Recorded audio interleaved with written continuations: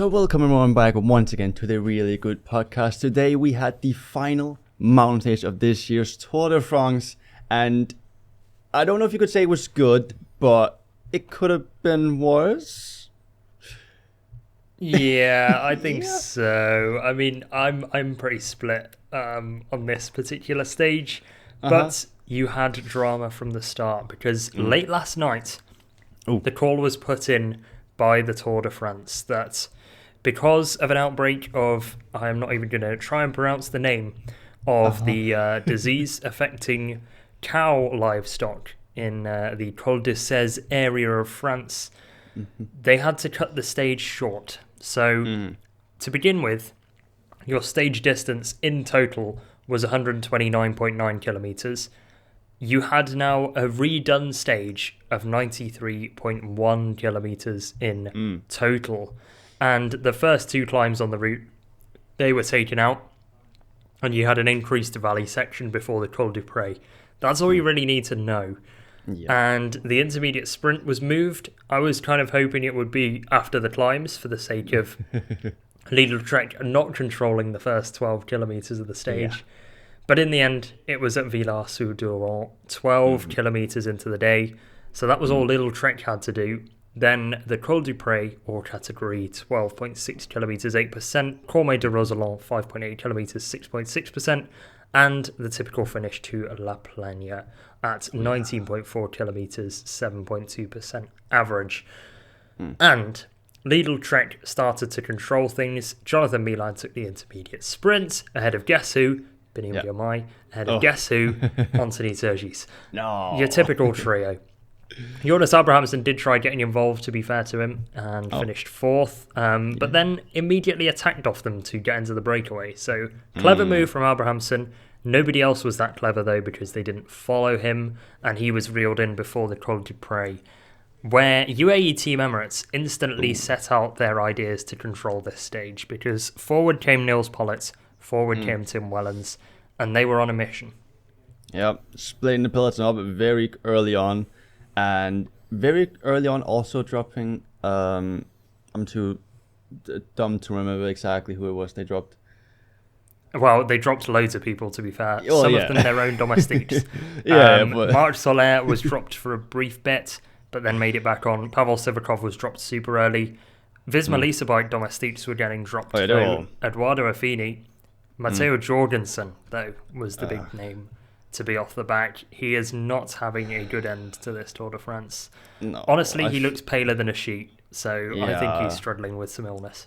I mean, maybe that's very true. There's some illness going around like there usually is at the end here. I mean, their immune system is all the way down because their body's being pushed to the limit.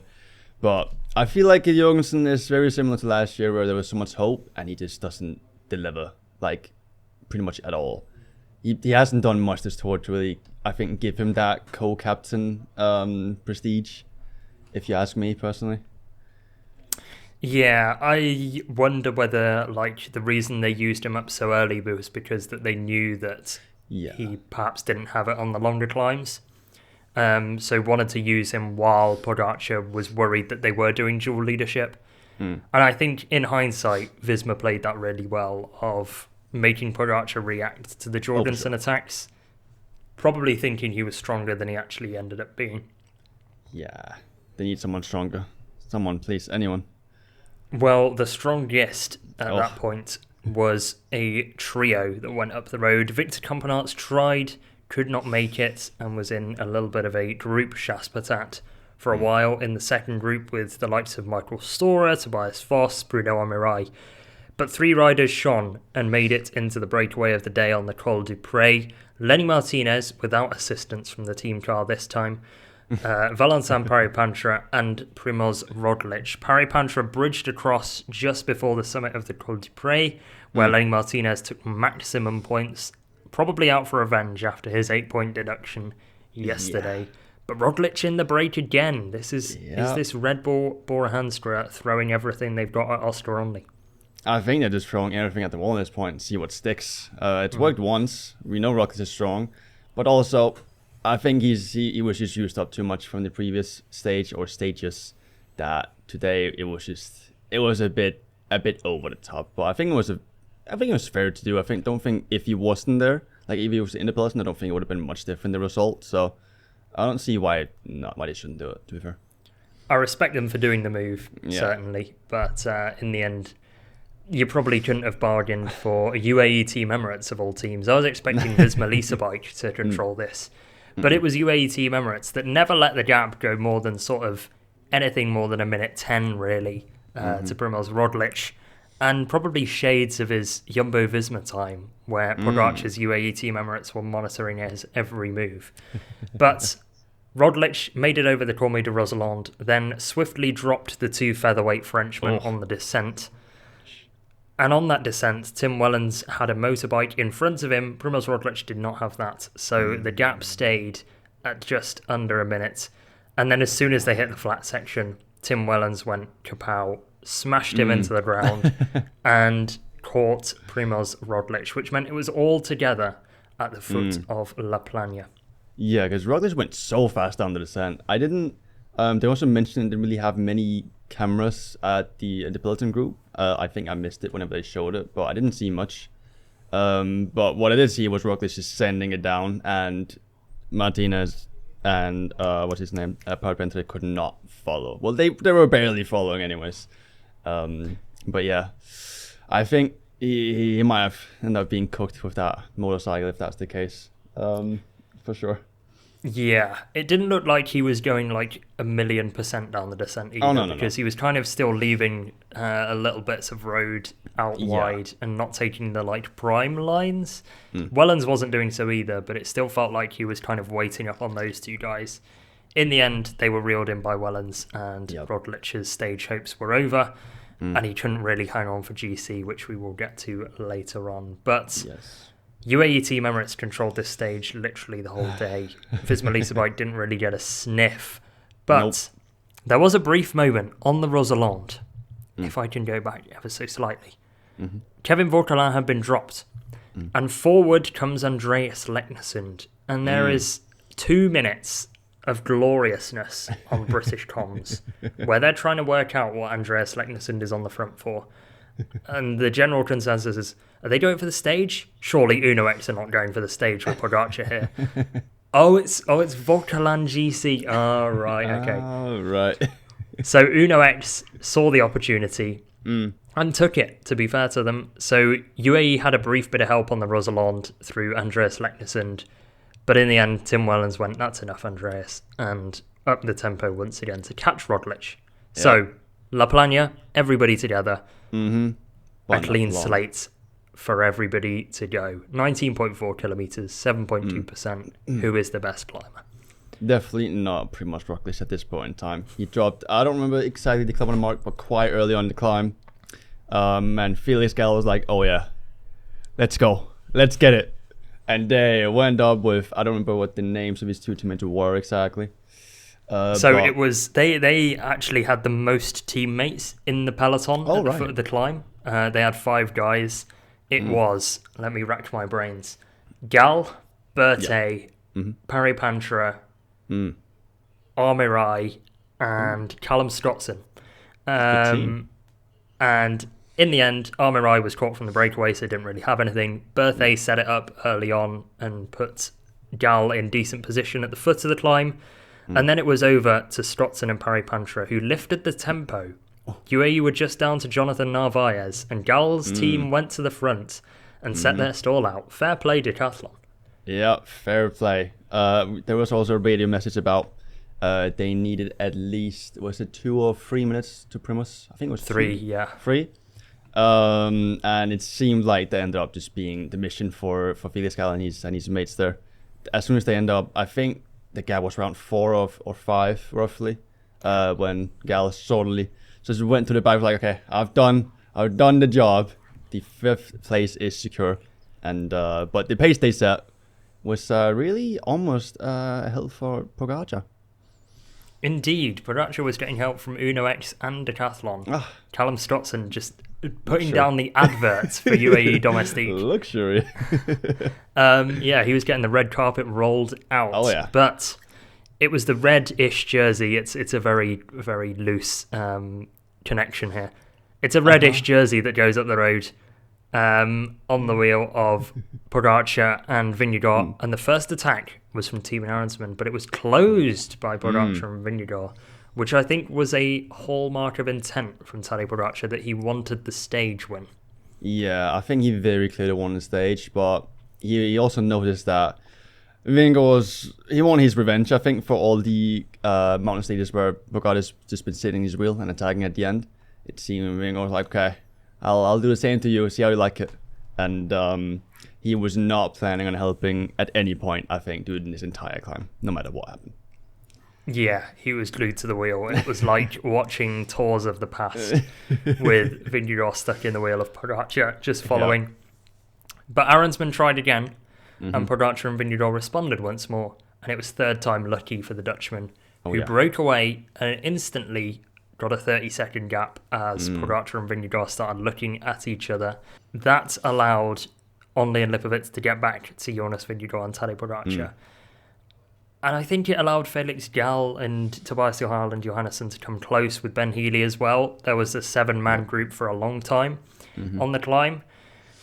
And it didn't look like anything was really happening because none of them were getting dropped. The pace was steady from Pogacar. It looked like he was riding very much within himself. And Arendsman was taking advantage of it.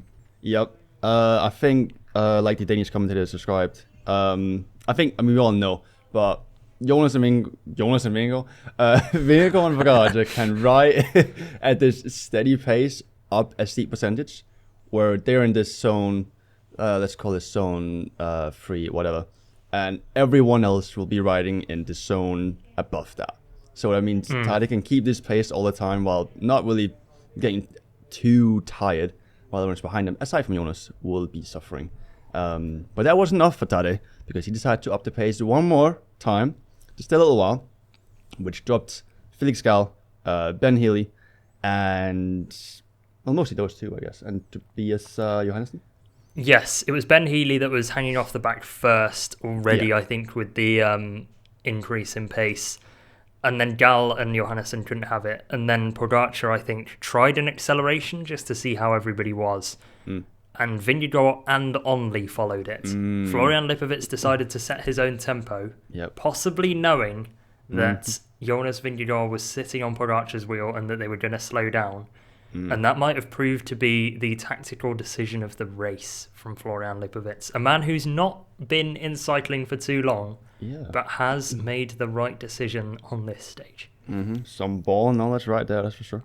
So, yeah, you had this 4-man group now chasing Timo Arendsman, and it felt like they could close it at any instant because the gap went down by 10 seconds from that acceleration alone, and they weren't going too quickly anyway, and they had more than enough road. Oh, yeah. But they just kept looking at each other, and I kept going, like, Vingegaard at some point has to attack. If he wants to seriously, go for the whole I can still win this Tour de France idea in the post-race interviews, he's going to have to attack soon because he's running out of road, running out of time, and running out of effort, really, to put Tadej under. And it never came, to be honest with you. So, yeah, a bit disappointed with Jonas today. Yeah, I don't know, I think very early on, I already just had the idea that he was not going to. I think around the time when Tadej did his second and, I guess, final acceleration, and Jonas hadn't done anything at that point, didn't counter his acceleration, that was when I realized, he's just going to be sitting in the wheel and just trying to beat Tadej and hope that Pogacar is going to try and pace himself up for a stage win potential and then beat him there, or at least just beat him in some way. So I think the fact that I didn't have any expectation of him attacking made it more enjoyable for me to watch, maybe. Yeah, I think that may be the difference between me and you. I also think that the reason why he didn't attack to end off with was because Oscar Onley let the wheel go at just the wrong time. He had, 1.5 kilometres of the day remaining, and just about couldn't hang on to the tempo of Pogacar. It was like he was doing controlled effort with L1 and R1, and Oscar Onley was just like running into his red bar and could not hack it. Great, spam L1, get dropped. Because the gradient was going down just a little bit after you dropped this roll. It was He should have held on just a little bit longer, then maybe he could have stayed. But even then, yeah, man. But Lipovic did not realise for a couple of seconds and then looked around and instantly, bang, straight on the radio. Omni's dropped, what should I do? Yeah. But he gets the call from the team car to go, and he goes. And I think that was what stopped Vingegaard attacking in the final kilometre for me. Yeah. Because Lipovic was trying to lock this race down, and in turn was bringing back Timo Arendsman, whose gap was being reduced. I think it got to sort of 10 seconds towards the final sprint or around the final corner. And I thought, well, Pogacar sprints, Arendsman's getting caught here. And Jonas attacks, maybe Arendsman gets caught as well. Yeah. And Vingegaard did attack late on, but ran out of road. A little bit too late. I think he was just too afraid of getting Pogacar in the back. But he just left it a little. How long? Was it like 2 seconds too late, I guess, roughly? 3? Yeah, it was 2 seconds of a gap that Arendsman took for the stage win. Yeah. However, I do think that Tadej Pogacar could have easily attacked over Jonas, sprinted past Jonas, and took the win. But I've got to put my tinfoil hat on here, do my best Alex Jones impression. Go on. Because I think Pogacar's let Arendsman have this. In order to make a couple of friends in the peloton. Because Nils Pollitt hasn't made many across this Tour de France, monitoring breakaways. UAE Team Emirates are a bit of a not well-liked team, as is Visma Lease bike across the peloton. And I think letting riders have stage wins, Pogacar's starting to see the light. And is starting to play some political games with the rest of the peloton. It's definitely a lot more of a cold and calculated Pogacar than we've ever seen. The coldest and most calculated, I think, this year, especially in the Tour, which is sort of scary. Like, he's good enough on the bike. Don't become good, strategically as well, please. I beg. Like, that's the only thing that we could potentially have, and now he has it as well. So it's over. Yeah, I think this is very much Pogacar playing games that he wants to play with the peloton, and I feel bad because I feel like I'm disrespecting Arendsman by saying it. It's an absurd ride from Arendsman to win from the GC group. Like, it's one thing doing it on stage 14 from the breakaway with 3 minutes advantage on the final climb. He entered the final climb in the same place as Vingegaard and Pogacar, and those guys were going pretty quick anyway. But I do feel like Pogacar could have easily won that if he really wanted to. Yeah. And I'm not sure how I feel about it. I'm a big fan of the breakaway winning, and I really liked the fact that Arendsman has won because it's a different winner. But I do worry that this might become the norm. If you know what I mean, this is kind of like the new Pogacar version 2 that we're seeing at the moment, where he's just so clear of everybody else and starts to kind of let others have it rather than it be his usual cannibalistic self. Right. I mean, I do think if he was to attack before Vingegaard, after the wood space at the end, I do think he might have gotten Vingegaard in the neck, like attacking and maybe beating him. Purely because he's been, although he's not been pacing like all out throughout the climb, he was been pacing for quite a lot of the climb where Vingegaard was spinning the wheel. And it is steep, so it doesn't matter as much, but it still matters to a degree. So maybe he was scared of Vingegaard beating him, and he just didn't want Vingegaard to ever beat him again. And that's just, that's also maybe part of it. It's what I'm assuming anyways, to a degree. Yeah. There is another point I wanted to get to Pogacar on, but before we do that, I might as well go through the stage result. Timo Arendsman wins 2 seconds ahead of Jonas Vingegaard. Is this the first time he beats Tadej Pogacar on a serious GC stage at this Tour de France? This year, yeah. Vingegaard second, 2 seconds down on Arendsman, with Pogacar on the same time as Vingegaard, sat comfortably in his wheel and crossing the line in the wheel of the Gino Mountains jersey. Florian Lipovic got slightly distanced by the sprint, but he won't care because he's put another 41 seconds into Osteronli. Felix Gall in 6th place at 1 minute 34. Tobias Jarland Johannesson 7th at 1:41, with Healy 8th at 2 minutes 19, and Perry Pantra, the best of the breakaway riders, in 9th. Other names that I might mention, Ben O'Connor in 12th, not a bad ride from him after the stage win yesterday. Yep. Jordan Gigat, 14th for Total Energy. Primoz Roglic, 27th on the stage, 12 minutes and 39 seconds down. But my Pogacar point, there was a Twitter post this morning from La Flamme Rouge, and it came from an interview with Pogacar by a Dutch paper, in which Pogacar said, quote, and this is a translation that I am reading from somebody else, so take this with a pinch of salt. I'm at a point where I wonder why I'm still here. It's been 3 very long weeks. You're counting down the kilometres to Paris. So yeah, I honestly cannot wait until it's over so I can finally have some fun things in my life again. What a quote. Wow. What a quote from Tadej. What a quote. Not the fun things. Jesus. Yeah, I'm not sure what I'm reading into that. Is that a man that's slightly becoming a little bit desensitized with this sport and disheartened? He's just too good? Wow. Well, I wonder whether that's had anything to play with Timo Ahrensman's stage win of like, do you know what? I now have joy in having my teammates win.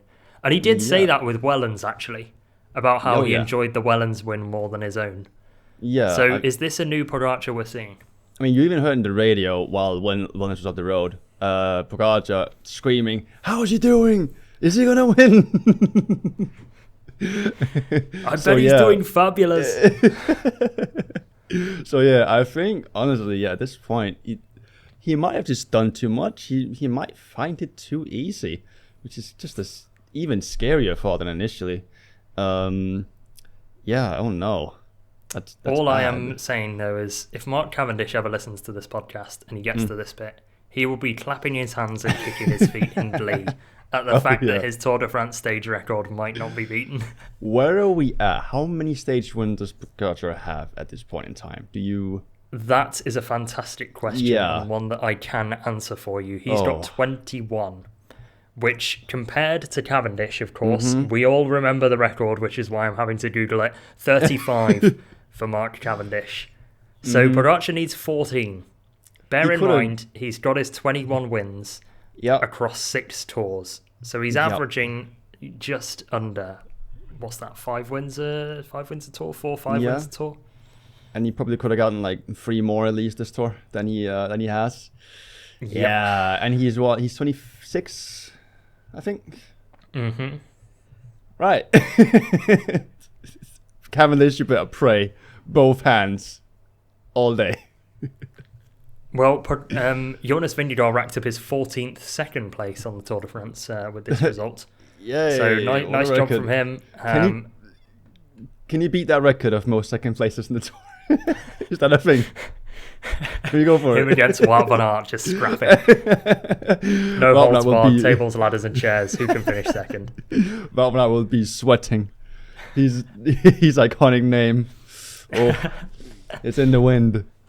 But Wout I believe Van second is going to be replaced by Jonas Vingegaard second. Oh no.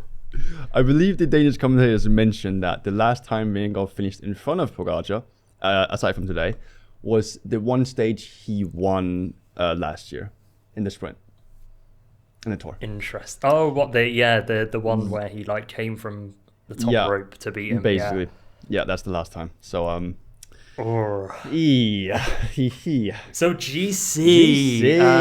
Tadej Pogacar leads the way. 4 minutes and 24 on Jonas Vingegaard, who closes the gap by 2 seconds. Dude. Florian Lipowitz third at 11 minutes and 9. Oscar Onley, I think, now has been dispatched by the German, who is 1 minute and 3 seconds off the podium now. Felix Gall and Tobias Harland Johannesson jump to 5th and 6th, respectively. Gall takes the top 5 on 17.12. Johannesson into 6th on 20 minutes 14. Thanks to Primoz Roglic losing 3 places overall, Kevin Vauquelin holds 7th place, despite falling behind Tobias Harland Johannesson overall. He's on 22.35. Roglic on 25.30 in 8th, with Healy 9th and O'Connor rounding out the top 10. Any intriguing thoughts on your final mountain stage with GC, apart from the fact that Only's performance is crazy and Florian Lipovitz is probably your deserving third place? Tobias Hahn Johannesson. Big props to him, man. Let's go. Scandinavia night. Next year. Vingegaard, him teaming up. Pa. Yeah. Sure.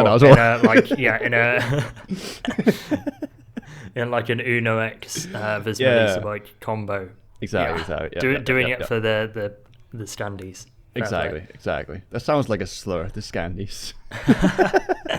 Cut that out. No. Pogacar is in the lead of GC. He is absolutely going to cakewalk it on these final two stages. Yep. I think not even Jonas in the post-race interview, which I haven't seen from him yet, will say that the Tour is still there to be won. Please, Jonas. Lipovitz, though, I think is a deserving third place because, to be honest, has Roglic's heart been in it this Tour de France? I'm not so sure. I think the Lipovitz takeover has slightly disheartened him. I mean, it's Lipovitz there. It's Lipovitz there. So. Yeah, we do a good climber. Oh yeah. No, Roglic in 8th position. Yeah. To be honest, I think if it wasn't third, it might as well have been last for Primoz because on the last couple of stages he's been acting really weird. Col de la Loz, it looked like he had so much left in the tank when he crossed the line, which is again super odd because like he was putting time into the likes of Johannesson and his own teammate Florian Lipovitz at that time. And Gal actually put out an interesting quote at the end of that stage of like, I thought that Roglic should have waited and that it was super weird tactics from Red Bull Bora today. But no, it looked like not Florian Lipovitz, his teammate Primoz Roglic had a lot in hand on the Col de la Loz. And it kind of weirded me out, like he wasn't riding hard and all out at the end of each stage. And again today, do I think he lost the sort of 12 minutes because he was bad, or do I think he lost the 12 minutes because he kind of couldn't be asked to ride anymore? Yeah, I mean, he definitely lost some because he just, didn't have the level and the fatigue and stuff. But yeah, I probably agree. He didn't really care much. But everybody makes it to the line as well in the time limit, which means that your points classification is this. Jonathan Milan, 352. Tadej Pogacar, 272. Biniam Girmay in third on 213. Jonas Vingegaard with Anthony Turgis on his tail. Now, he's on 169. Turgis is on 169, sorry. Jonas Vingegaard is on 182. Eesh. Turgis in the breakaway tomorrow, and he catapults himself up this classification. So, might be one to watch ahead of tomorrow's stage. That's pretty much all I've got to say about the green jersey, which is now over, I think, in Milan's favour. It should be over this point. Hypothetical Pogacar wins it, I think, because he's been giving away stages left, right and centre at the moment. Yeah, true. King of the Mountains retains with Pogacar, though. That is a jersey that he is going to win in terms of points because he's on 117. Jonas Vingegaard is 13 behind. Lenny Martinez is 7 points behind Jonas Vingegaard. So he is going to be ruining that 8-point deduction because that would have put him in second and wearing the King of the Mountains jersey into Paris likely. So Martinez is going to be very annoyed at that sticky bottle. Team Arendsman's stage win moves him on to 85, but does not move him up in the KOM.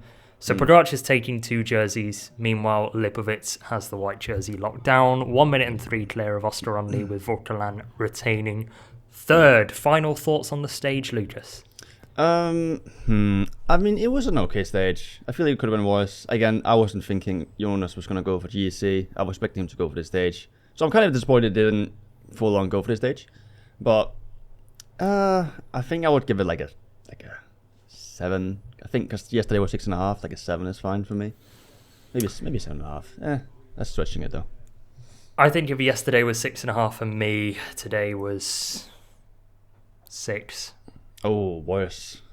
Yeah, I thought today was a worse stage overall. At least yesterday's stage had like Gal and Roglic in the breakaway kind of marking each other. You had Jorgensen up the road doing a bit of malarkey. But yeah, I wasn't really enthused.